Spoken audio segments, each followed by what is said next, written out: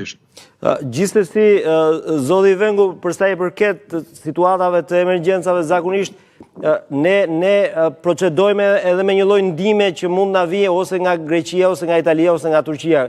Të paktën kështu është vepruar. Nuk e di, jemi në këto kushte sot apo mund t'i menaxhojmë me burimet tona? Nuk jemi në këto kushte, duhet të kuptojmë që mënyra se kemi proceduar, që ditën e shtunë në Komitetin Kombëtar të Emergjencave Civile kemi shpërndar hartën e rrezikut në nivel kombëtar, kemi komunikuar me bashkitë dhe me prefekturat dhe fal këtyre parashikimeve dhe ndërhyrjeve janë bërë edhe ndërhyrje parandaluese në shumë kanalizime, rrjete, çka ka bërë të mundur për shembull në Lezhë të mos kishim situata agravuar sot, pavarësisht çfarë mund të jetë deklaruar në media.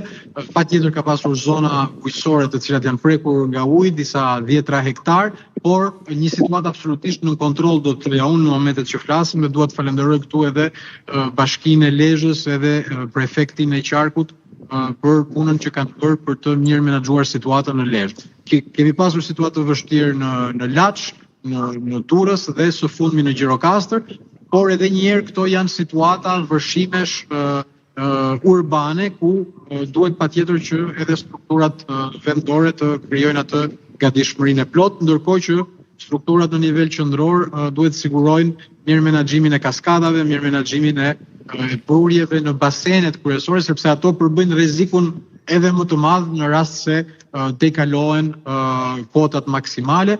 Një lajm pozitiv, argjinaturat kanë qenë të qëndrueshme, nuk kemi pasur problematika me argjinaturat, janë bërë rikualifikime të erëpashershme, qoftë në Talën e Lezhë, qoftë edhe në jug të vendit.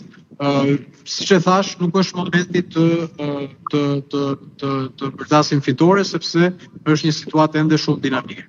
Kjo që ju tha, do të nënkuptonte që nëse do të vazhdojnë të rinë hapur portat e Komarit dhe Vaudez, minimalisht do kishim një lloj evakuimi të banorëve që mund preken nga vërshimi i ujit?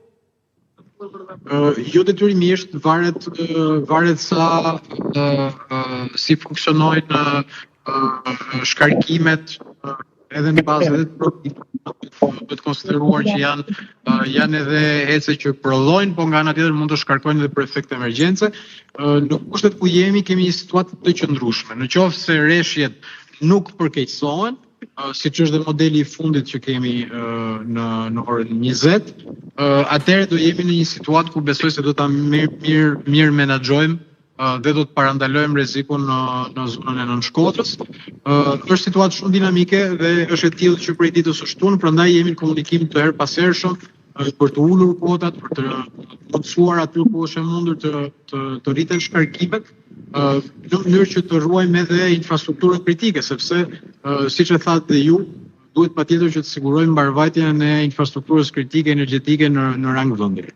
Padyshim, ajo është gjëja më e rëndësishme. Megjithatë, ju, me sa kuptova, hollët një lloj insinuate për një mungesë përgatitje nga pushteti lokal në situata të ngjashme. Pra, nëse bëni një analizë kuptohet të shkurtër të këtyre orëve, mund të themi që përveç intensitetit të rreshjeve kemi edhe një problematik me pushtetin lokal për mos mirë menaxhimin e... Jo, absolutisht, ato që kam vënë re gjatë ditës në nivel vendor, gatishmëri maksimale, në nivel qendror po ashtu, forca armatose ka ardhur në mbështetje me mjete, 100 veta personel gjenden në 3 pikat kryesore që sapo përmenda, Durrës, Gjirokastër, edhe në Shkodër, në Vaudez kemi gjithashtu një situatë problematike, mjete, gomone, pompa thisët kapacitetit të lartë që ndihmojnë në zonat e banuara kryesisht dhe të vazhdojnë të jenë në terren gjatë gjithë natës. Mirë, zoti ministër, të falenderoj për gjitha informacionet, besoj do mbetemi në kontakt edhe në ditën e vijim për të parë si do të shkojë kjo situatë. Faleminderit për mundësinë. Faleminderit dhe